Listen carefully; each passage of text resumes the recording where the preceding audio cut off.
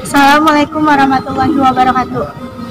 Salam sejahtera bagi kita semua. Perkenalkan, nama saya Zakia Salsabila, kelas 91. Di sini saya selaku moderator akan menyebutkan biodata guru yang akan menyampaikan materi LDKS Virtual 2020, yaitu aku dan kepemimpinanku.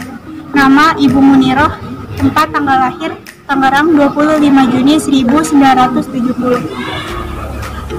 Pengalaman organisasi Himpunan Mahasiswa Indonesia mengajar di bidang pendidikan agama Islam, pendidikan S1, moto hidup, jadilah orang yang berguna.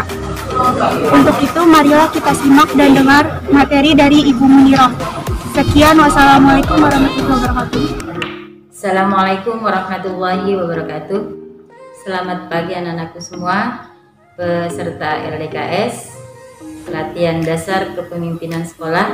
Mudah-mudahan hari ini kalian dalam keadaan sehat walafiat, selalu semangat untuk mengikuti LDKS ini. Anak-anakku sekalian, kalian siswa-siswi SMP 10 yang mengikuti LDKS adalah siswa-siswi terpilih, karena tidak semua siswa-siswi SMP 10 mengikuti LDKS. Kalian adalah calon-calon pengurus OSIS periode 2020-2021. Semoga dengan mengikuti LDKS ini bisa menambah wawasan pengetahuan kalian, bisa menempa mental kalian, sehingga kalian menjadi orang-orang yang mempunyai wawasan pengetahuan yang luas dan mempunyai mental yang kuat.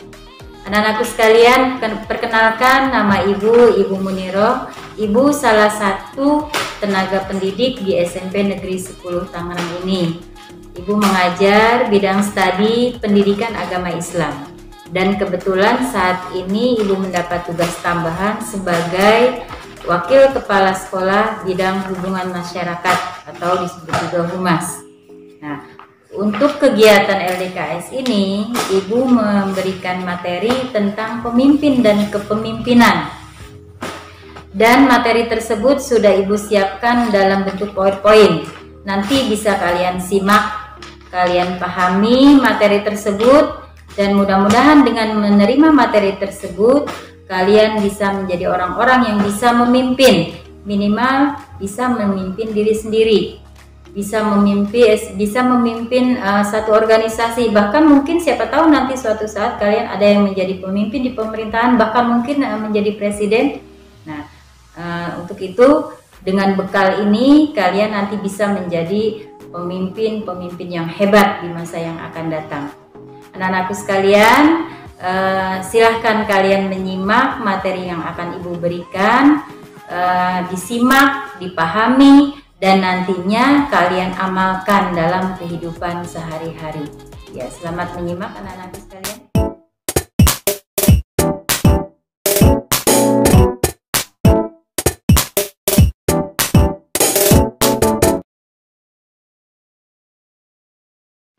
Bismillahirrahmanirrahim. Assalamualaikum warahmatullahi wabarakatuh.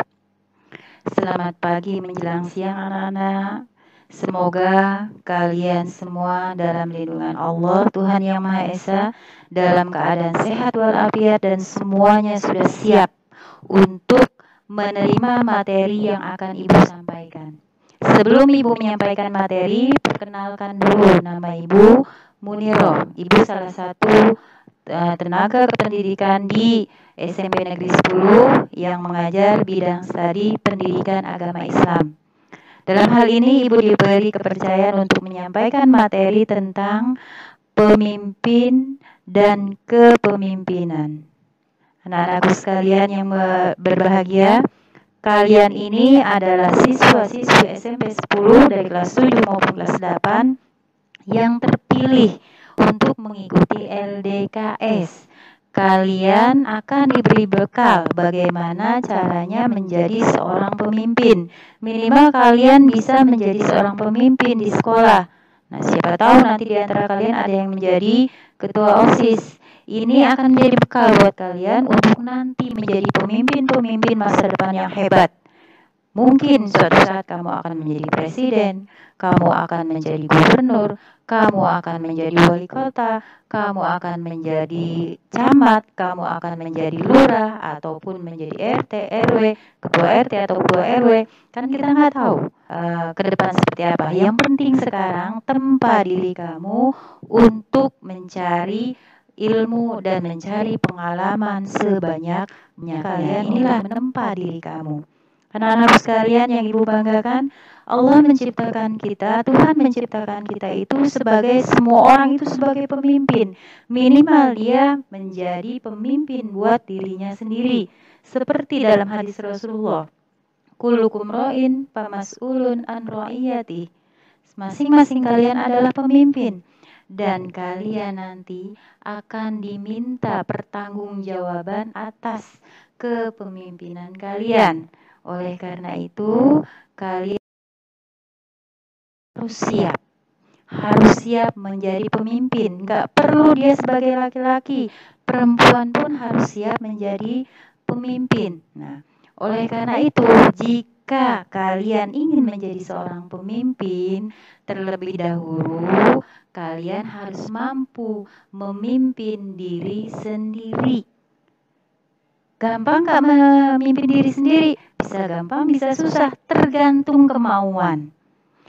Caranya apa? Bisa mengendalikan diri kamu, bisa mengendalikan nafsu kamu, bisa mengendalikan emosi kamu.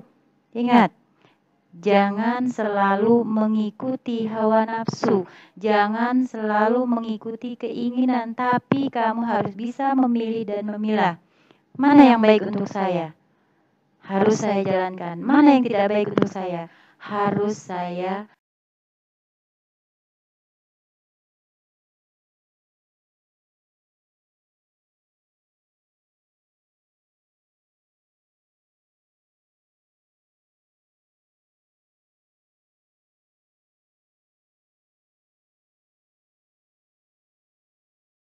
jauhi. Nah, sebelum lanjut ke yang lain-lainnya, Ibu akan menjelaskan dulu apa sih itu pemimpin. Pemimpin adalah kemampuan atau kecakapan seseorang yang mampu mempengaruhi orang lain untuk mencapai tujuan tertentu.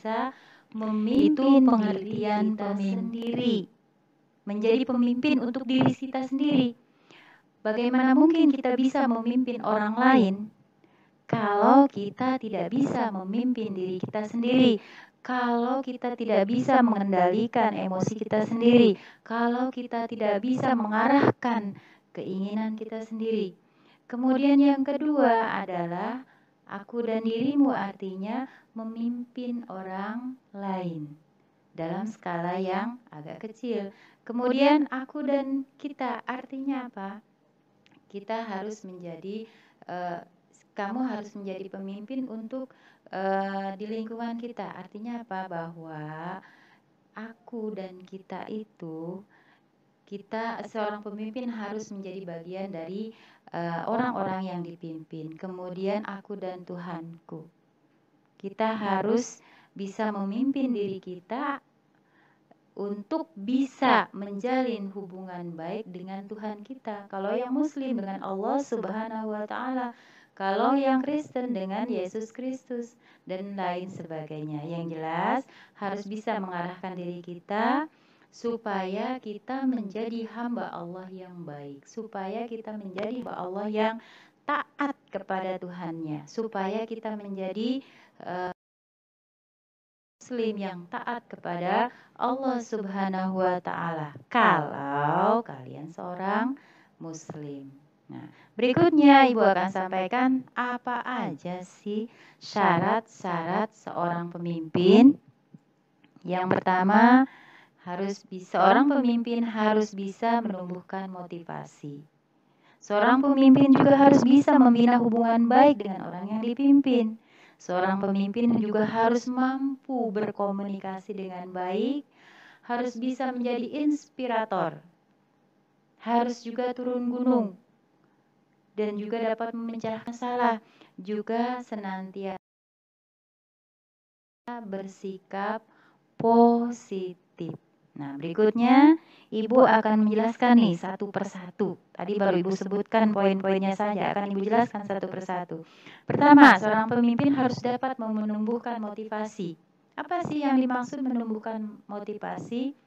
Nah, seorang pemimpin harus bisa memberikan penghargaan terhadap prestasi sekecil apapun yang dilakukan anak buah atau anggota. Bahkan orang anggota yang paling telat, yang kurang baik, kemudian dia berusaha membuat kesalahan, kemudian dia berusaha memperbaiki, beri dia pujian, maka dia akan merasa sangat dihargai oleh pemimpinnya. Makanya ini harus ditumbuhkan.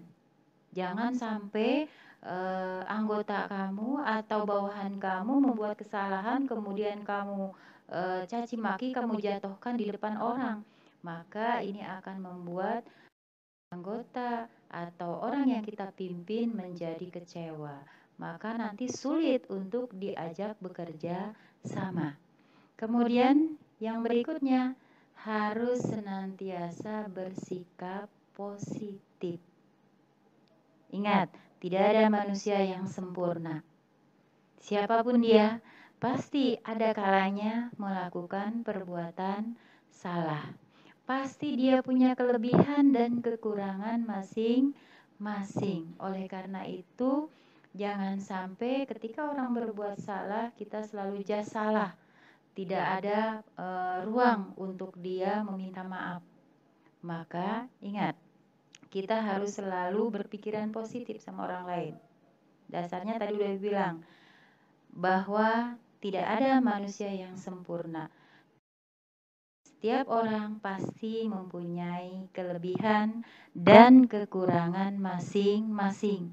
Kita harus bisa menerima kelebihannya, juga menerima kesalahannya. Jika dia bersalah, maka harus mempunyai hati yang besar untuk memaafkannya.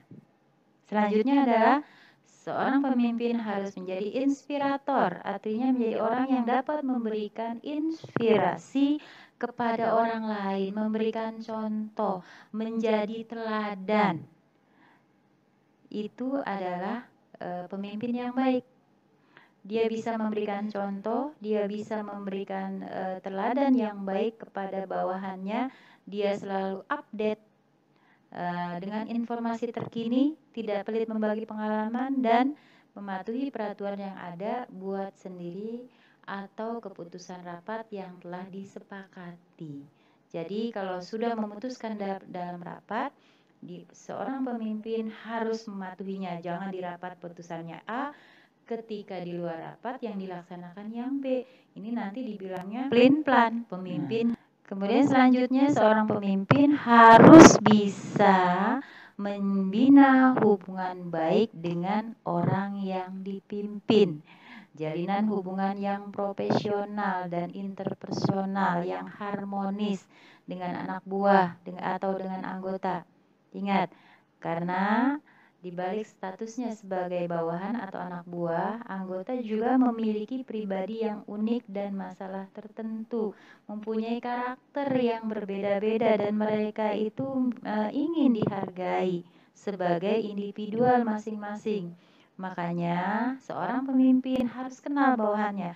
Kenal dalam artian bukan cuma kenal nama, kenal karakternya masing-masing. Maka luangkan waktu untuk mengenal anak buah atau anggota secara personal, secara pribadi, sehingga kalian bisa menjadi pemimpin atau mengarahkan. Arahan itu tepat sasaran, tidak asal-asalan. Apa? Karena kita udah mengenal masing-masing anggota kita, pribadinya seperti apa. Ada orang yang harus dikerasin, ada juga yang harus dengan pendekatan yang lemah lembut itu. Makanya seorang pemimpin harus tahu, harus kenal orang yang dipimpinnya. Kemudian juga seorang pemimpin harus membina komunikasi yang baik.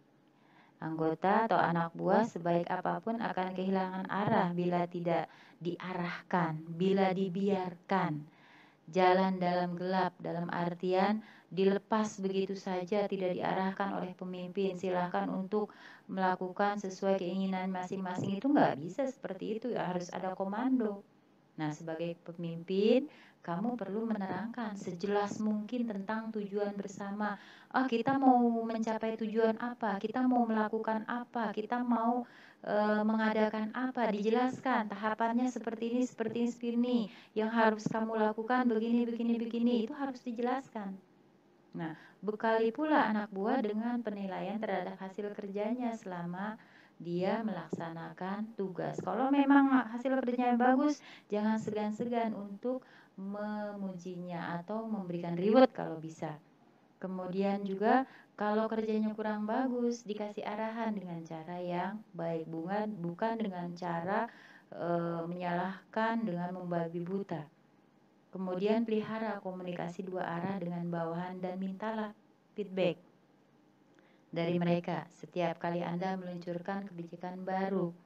Jadi pendapat dari bawahan itu penting.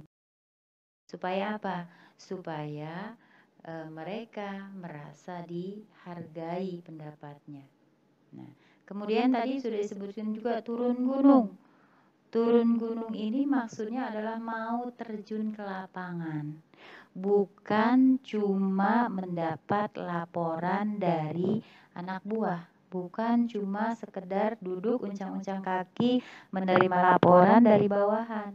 Tapi mau turun gunung. Seperti ini Ibu kasih contoh kepemimpinannya Umar bin Khattab. Umar bin Khattab walaupun dia sebagai seorang khalifah, dia mau kalau malam itu dia menyamar, dia keliling ke desa-desa untuk memeriksa rakyatnya. Sehingga suatu ketika Umar bin Khattab itu mendapati satu rumah, dia mendengar ada anak yang menangis. Pas dia intip ternyata anak yang menangis itu kelaparan sementara ibunya lagi masak, itu masaknya nggak diangkat-angkat. Lalu Umar bin Khattab bertanya kepada orang ibunya tadi, "Wahai ibu, kenapa anak kamu menangis, kamu gak kasih makan? Kenapa masakannya kamu gak angkat-angkat?" Seorang ibu itu marah, meluapkan kekesalannya kepada pemimpinnya Umar bin Khattab. Karena apa? Karena dipikirnya tidak memperhatikan rakyat. Nah, kemudian mendengar itu, Umar bin Khattab bergegas pulang. Dia ambil sekarung kurma, dia panggul dengan pundaknya sendiri, dia kembali ke rumah itu, dia kasih ibu itu untuk makan anak-anaknya. Ibu itu nggak tahu kalau yang dia cerca itu Umar bin Khattab. Ibu itu nggak tahu kalau yang memberikan kurma itu adalah Umar bin Khattab. Ya kan dulu mah nggak ada medsos, jadi banyak rakyat yang nggak kenal wajah pemimpinnya. Itulah Umar bin Khattab yang dimaksud turun gunung seperti itu. Jadi ngecek langsung lapangan, tidak hanya mendengarkan dari anak buah. Kemudian seorang pemimpin juga harus di sini problem solver. Seorang pemimpin harus bisa membuat keputusan penting dan mencari jalan keluar dari permasalahannya. Dalam hidup ini, dalam satu organisasi, dalam satu kepemimpinan, ada masa-masa di mana seorang pemimpin dihadapkan pada situasi di mana dia harus cepat mengambil keputusan. A atau B. Terjadi ini, bagaimana jalan keluarnya? Nah, bukan seorang pemimpin yang baik ketika terjadi suatu masalah, dia mencari sumber masalahnya. Siapa yang salah, si A, si B. Dia sibuk mencari siapa yang salah, tapi dia tidak mencari jalan keluar. Seorang pemimpin yang baik ketika terjadi satu masalah, langsung cari dulu solusinya, cari dulu jalan keluarnya. Jangan sibuk mencari siapa yang salah. Karena apa? Masalah ini mesti cepat diselesaikan. Gak ada waktu untuk mencari siapa yang salah. Yang penting masalahnya diselesaikan dulu. Cari jalan keluarnya. Dan juga seorang pemimpin harus tegas, tidak boleh pelintan. Ada masukan ini ikut, ada masukan itu ikut. Harus tegas. Sehingga tidak membuat orang yang dipimpin menjadi bingung. Karena seorang pemimpin itu adalah sebagai nahoda kalau diibaratkan dalam satu kapal. Nah, kalau di antara kalian ada yang menjadi ketua OSIS itu ibarat nahoda. Jadi yang keempat, memahami kepemimpinan yang karismatik dan yang menjadi panutan. Nah, yang keempat ini harus kamu garis bawahi. Oleh karena itu, materi yang akan Ibu sampaikan berikut ini harus benar-benar kamu pahami nih ya. Jangan kamu main-main. Pertama, fungsi kepemimpinan dalam pencapaian tujuan. Kepemimpinan dalam organisasi terdapat dua kepentingan yang orientasinya sama secara mendasar. Yang pertama, kepentingan tujuan organisasi. Yang kedua, kepentingan tujuan orang dalam organisasi. Berikutnya, hal-hal yang harus dimiliki seorang pemimpin. Nih, perlu kamu ingat baik-baik. Apa saja yang harus dimiliki seorang pemimpin? Yang pertama, harus bisa memotivasi diri.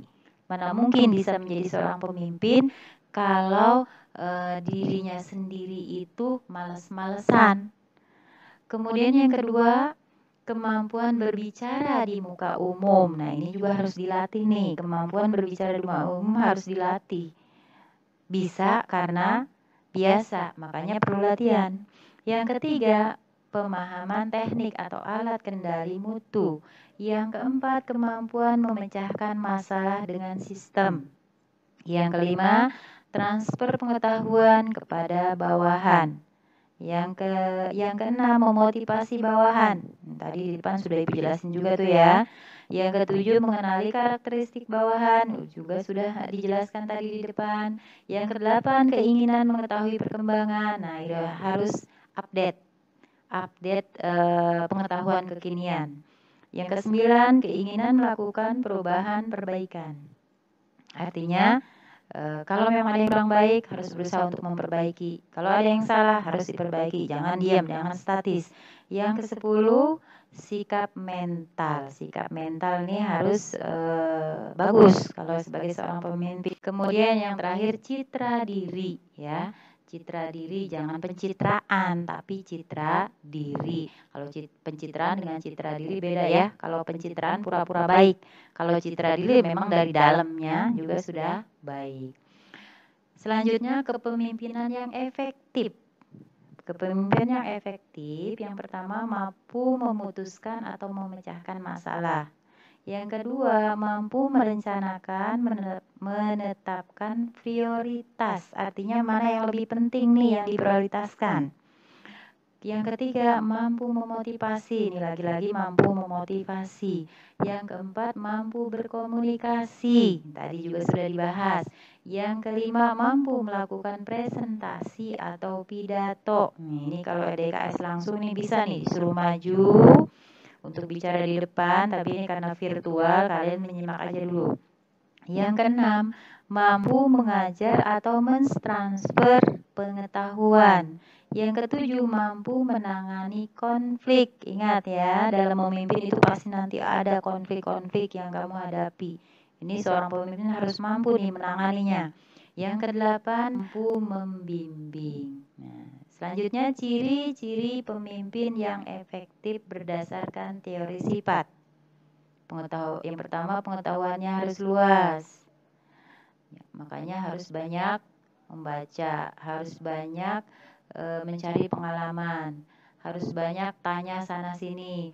Yang kedua, sehat jasmani dan rohani. Alhamdulillah mungkin sekarang yang ikut LDKS semuanya sehat ya, jasmani dan rohaninya. Yang ketiga, energik, jangan loyo, jangan lemes ya. Yang keempat, kemampuan mengendalikan emosi. Tadi di depan sudah Ibu jelasin. Sebelum memimpin harus bisa memimpin diri sendiri, diantaranya mengendalikan emosi. Yang kelima, kemampuan analisa yang tinggi, bisa menganalisa permasalahan yang ada. Kemudian yang keenam, memiliki antusiasme yang tinggi. Objektivitas memperlakukan bawahan, enggak subjektivitas. Artinya apa? Kalau emang bawahan itu salah-salah, walaupun teman dekat, kalau memang dia salah, katakan dia salah. Jangan mentang-mentang teman dekatnya atau ada rasa dengannya, yang salah dibetulin aja, enggak seperti itu. Yang kedelapan, persuasif dan edukatif. Yang kesembilan, kemampuan berkomunikasi. Yang ke-10, kemampuan menyatakan pendapat. 11, tidak cepat putus asa. Nah, kalau dapat masalah sedikit, saya makanya nggak bisa, jangan seperti itu. Tapi saya pasti bisa. Nah, dengan kata-kata saya pasti bisa, tentunya kamu akan berusaha menjadi bisa. Kemudian berani mengambil keputusan. Yang ke-13, memiliki rasa percaya diri yang tinggi. Yang ke-14, layak menjadi tauladan. Yang ke-15, mampu berperan sebagai atasan, guru, bapak, dan penasehat bagi bawahannya. Mudah-mudahan kalian bisa belajar dari sini. Kalau kelihatannya ya dari 1 sampai 13, aduh susah amat jadi pemimpin. Tapi ingat, tidak ada yang tidak bisa jika mau berusaha. Nah, kemudian nih, Ibu tampilkan model atau gaya kepemimpinan. Kalian nanti bisa memilih nih. Suatu saat kalau saya jadi pemimpin mau ambil gaya kepemimpinan yang seperti apa? Yang pertama, pemimpin yang otoriter. Pemimpin yang otoriter itu yang kayak gimana? Yaitu gaya pemimpin yang otokritik. Artinya sangat memaksakan dan mendesak kekuasaannya kepada bawahan. Kalau udah maunya A, bawahannya ngasih pendapat nggak diterima. Jadi otoriter. Apa maunya itu yang harus dilaksanakan. Dan ada yang ngasih masukan, bodoh amat nggak diterima. Itu namanya pemimpin yang otoriter. Ini banyak yang nggak disukai nih sama bawahannya. Kemudian yang kedua, gaya kepemimpinan yang sebaliknya nih, laissez-faire, yaitu pemimpin yang memberikan kebebasan sebebas-bebasnya kepada bawahan. Ingin mencapai satu tujuan, udah silahkan kamu laksanakan, terserah mau gaya apa aja silahkan. Nah, nggak pernah memberikan arahan. Itu pemimpin yang seperti ini juga nggak bagus karena terlalu memberikan kebebasan kepada bawahannya. Walau bagaimanapun bawahan itu perlu arahan, perlu bimbingan kalau ingin mencapai tujuan yang baik. Selanjutnya yaitu gaya kepemimpinan yang demokratis, yaitu pemimpin yang bersikap tengah-tengah antara memaksakan kehendak dan memberi kelonggaran kepada bawahannya. Itu gaya kepemimpinan demokratis. Ada kalanya dia harus tegas, tapi ada kalanya juga dia bisa menerima masukan-masukan dari bawahannya. Kemudian yang keempat adalah gaya kepemimpinan situasional, yaitu pemimpin yang bersikap lebih melihat pada situasinya. Kapan harus bersikap memaksa dan kapan harus moderat, serta pada situasi apa pemimpin harus memberi kebebasan kepada bawah. Ciri kepemimpinan yang situasional. Nah, pemimpin yang situasional itu cirinya orangnya supel, luas, berwawasan luas, mudah menyesuaikan dengan lingkungan, mampu menggerakkan bawahan, bersikap keras pada saat tertentu, berprinsip dan konsisten terhadap suatu masalah, mempunyai tujuan yang jelas, bersikap terbuka, mau membantu memecahkan permasalahan bawahan, mengutamakan suatu kekeluargaan, ada komunikasi baik satu arah ataupun komunikasi dua arah, mengutamakan produktivitas kerja, bertanggung jawab terhadap masalah yang dihadapinya, bawahan diberi kesempatan untuk mengutarakan pendapat, mengutamakan kontrol, mengetahui kelebihan dan kekurangan bawahan, mengutamakan kepentingan bersama, mempunyai ketegasan dalam situasi dan kondisi tertentu, dan juga menerima saran dan dari bawahan. Nah, berikutnya ciri-ciri gaya kepemimpinan laissez-faire. 1. Pemimpin bersikap pasif. Yang kedua, semua target diberikan kepada bawahan, dia nggak mau tahu, yang penting beres. Yang ketiga, tidak tegas, kurang memperhatikan kekurangan dan kelebihan bawahan, percaya kepada bawahan sepenuhnya, pelaksanaan pekerjaan tidak terkendali, mudah dibohongi. Ingat, mudah dibohongi bawahan, karena apa? Diserahkan aja semua sama bawahannya, dia nggak tahu apa-apa.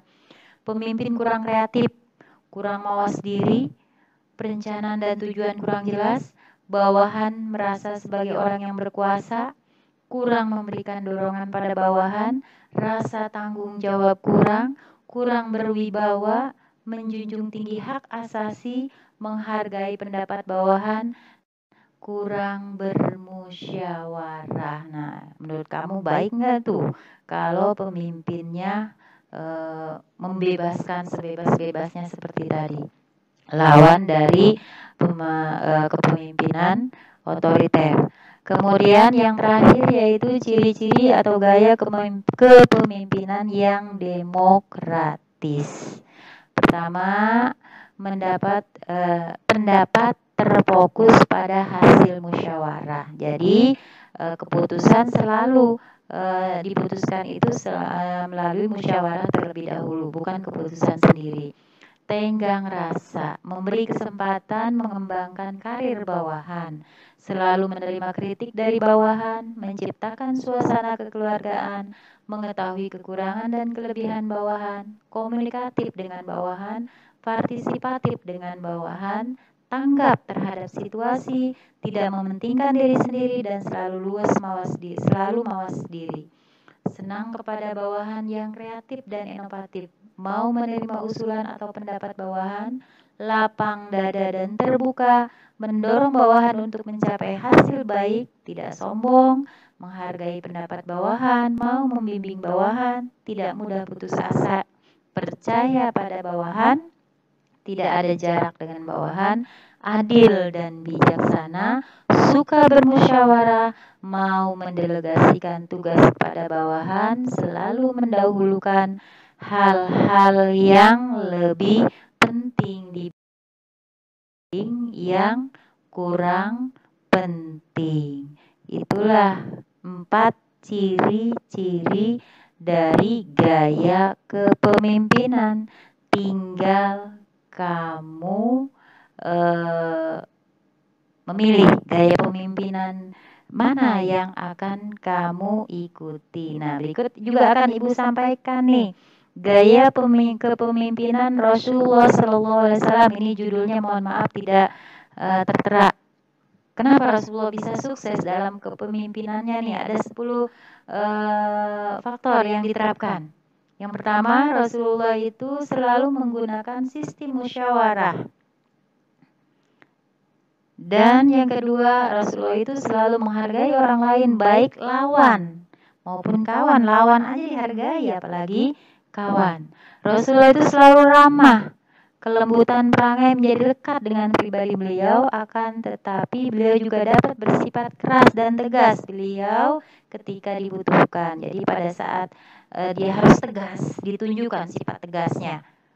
Walaupun dia punya sifat lemah lembut, tapi tetap ada saatnya dia harus tegas. Kemudian yang keempat, Rasulullah juga lebih mementingkan umat daripada diri beliau sendiri. Artinya kepentingan umum, kepentingan orang banyak di atas kepentingan pribadi. Yang kelima, Rasulullah cepat menguasai situasi dan kondisi serta tegar menghadapi musuh. Yang keenam, Rasulullah juga sebagai koordinator dan pemersatu umat, bukan pemecah belah umat, tapi pemersatu umat. Yang ketujuh, Rasulullah juga berprestasi dan jangkauan beliau di segala bidang. Rasulullah itu orang yang cerdas, punya sifat patonah, cerdas. Yang kedelapan, keberhasilan Rasulullah sebagai perkat dasar-dasar perdamaian dan penyatu kehidupan yang berkeseimbangan. Yang kesembilan, beliau juga merupakan pembawa rahmat bagi seluruh alam. Yang ke-10, beliau menerapkan aturan dengan konsisten, tidak memandang bulu dan tidak pilih kasih, tidak subjektivitas, tapi objektivitas yang diterapkan.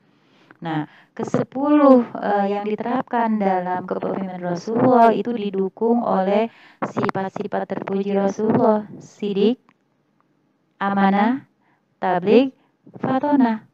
Maka Rasulullah menjadi pemimpin yang disukai oleh orang yang dipimpinnya pada saat itu. Dan alhamdulillah sebagai umat Islam, Ya mungkin kalian ada yang non-muslim, sebagai umat Islam kita bangga mempunyai pemimpin seperti Rasulullah Shallallahu Alaihi Wasallam. Oke, anak-anakku sekalian, tadi sudah Ibu jelaskan, mudah-mudahan kalian paham dengan apa yang sudah Ibu sampaikan. Mudah-mudahan ini menjadi bekal buat kalian. Siapa tahu nanti kalian menjadi presiden. Jangan menjadi presiden yang otoriter. Jangan juga menjadi pemimpin yang membebaskan sebebas-bebasnya bawahannya. Karena itu tidak baik juga. Nah, di sini Ibu akan menyampaikan pula adalah cintailah cinta. Tuhan adalah anugerah sebuah cinta kepada manusia untuk dapat saling menyayangi. Tuhan Allah menganugerahi cinta kepada manusia. Supaya apa? Supaya dalam hidup kita saling menyayangi satu sama lain. Bila kebencian meracunimu, takkan ada jalan keluar. Damai hanya jadi impian. Makanya buang jauh-jauh rasa benci dalam hati kamu, karena itu akan menyakiti diri sendiri. Kita tidak akan bisa berlari dari kenyataan bahwa kita manusia tempatnya salah dan lupa. Nah, tadi depan sudah Ibu bilang, manusia nggak ada yang sempurna. Pasti suatu saat dia akan melakukan kekeliruan atau kesalahan, tapi bukan berarti kesalahan itu tidak bisa dimaafkan dan tidak bisa diperbaiki. Jika masih ada cinta di hatimu, maka maafkanlah segala kesalahan. Cintailah cinta. Bila kamu bisa untuk memaafkan atas kesalahan manusia yang mungkin tak bisa dimaafkan, tentu Tuhan pun akan memaafkan atas dosa yang pernah tercipta yang mungkin tak bisa. Bahwa dalam hidup itu kita harus bisa saling memaafkan. Memaafkan itu jauh lebih baik daripada menyimpan dendam. Nah, ini sebagai manusia biasa yang melebihi, yang mempunyai kelebihan dan kekurangan, Ibu hanya berpesan jangan gampang menyerah. Tak ada manusia yang terlahir sempurna. Jangan kau sesali segala yang telah terjadi. Kita pasti pernah dapatkan cobaan yang berat, seakan hidup ini tak ada artinya lagi. Syukuri apa yang ada. Hidup adalah anugerah. Tetap jalani hidup ini melakukan yang terbaik. Tuhan pasti akan menunjukkan kebesaran dan kekuasaannya bagi hambanya yang sabar dan tak kenal putus asa. Anak-anakku sekalian yang Ibu banggakan, Ibu sudah sampaikan materi tentang pemimpin dan kepemimpinan. Mudah-mudahan kamu bisa memahami, bukan cuma mengetahui dan memahami, tapi Ibu jauh lebih berharap kamu bisa menerapkannya dalam kehidupan sehari-hari. Terlebih apabila suatu saat kamu akan menjadi seorang pemimpin. Minimal di sekolah misalnya ada yang terpilih sebagai ketua OSIS, walaupun menjadi anggota OSIS, bahkan menjadi diri kamu sendiri pun, kamu harus bisa memimpin diri kamu sendiri. Karena semua manusia adalah khalifah fil ardh, pemimpin di muka bumi ini. Apalagi yang laki-laki akan menjadi minimal menjadi pemimpin dalam keluarganya. Terakhir, Ibu ingin berpesan, karena sekarang negeri kita sedang dilanda pandemi virus corona, jangan lupa jaga kesehatan dengan melakukan 5M, memakai masker, menjaga jarak, mencuci tangan, makan makanan bergizi, olahraga secukupnya untuk imun yang kuat, dan yang terakhir jangan lupa memohon pertolongan kepada Allah, Tuhan yang Maha Esa. Anak-anak, demikianlah materi yang sudah Ibu sampaikan kepada kalian. Mudah-mudahan kalian menyimaknya dengan baik tadi, bisa memahaminya, dan yang terpenting adalah kalian amalkan dalam kehidupan sehari-hari. Karena pengetahuan jika tidak diamalkan maka tidak berarti apa-apa. Dan terakhir, Ibu berpesan kepada kalian, jadilah orang yang hidupnya dapat bermakna untuk diri sendiri, bermakna untuk keluarga, bermakna untuk orang-orang di sekitar kalian, bahkan lingkungan yang lebih luas lagi. Dan Ibu minta maaf jika dalam penyampaian materi tadi ada hal-hal yang kurang kamu pahami atau ada kata-kata Ibu yang kurang berkenan. Ibu mohon dimaafkan. Dan terakhir Ibu pesan, tolong jaga kesehatan, tetap di rumah, patuhi peraturan-peraturan protokoler kesehatan, dan kalian sekarang mengikuti LDKS secara virtual. Tapi Ibu berharap walaupun LDKS-nya secara virtual itu tidak membuat kalian lemah semangat, dan jangan sampai mengikuti LDKS-nya hanya formalitas saja, tapi betul-betul ikuti dengan baik. Semoga kalian mendapat ilmu yang bermanfaat dalam kegiatan ini. Ibu akhiri dengan Assalamualaikum warahmatullahi wabarakatuh.